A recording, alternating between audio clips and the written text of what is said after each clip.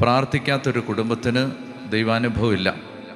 പ്രാർത്ഥിക്കാത്തൊരു ജീവിതത്തിന് ഈ കാലഘട്ടത്തിലെ പ്രയാസങ്ങളെ നേരിടാനുള്ള കഴിവില്ല.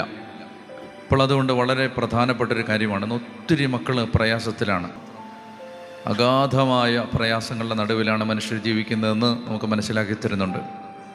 ഇപ്പോൾ പ്രത്യേകിച്ച് അതൊന്നും വിശദീകരിക്കേണ്ട ആവശ്യമില്ല. അത്രമാത്രം നമുക്ക് കേട്ടാൽ നമ്മൾ ബോധം മറഞ്ഞു പോകുമോ എന്ന് ഭയപ്പെടുന്ന വിധത്തിലുള്ള പ്രയാസങ്ങളാണ് മനുഷ്യർക്കുള്ളത്. അപ്പോൾ അതൊക്കെ വെച്ച് നോക്കുമ്പോൾ നമുക്കൊക്കെ സത്യം പറഞ്ഞാൽ കാര്യമായ പ്രശ്നങ്ങളൊന്നും ഇല്ല എന്ന് പറഞ്ഞാൽ ഇത് എന്ത് ഭയാനകമായ പ്രയാസങ്ങളുടെ നടുവിലാണ് മനുഷ്യർ പോകുന്നതെന്നറിയാം. എന്ന് പറഞ്ഞാൽ നമ്മൾ ദൈവമേ ഇത് സിനിമയാണോ കഥയാണോ എന്നൊക്കെ നമ്മൾ അവിശ്വസിക്കുന്ന വിധത്തിലാണ്.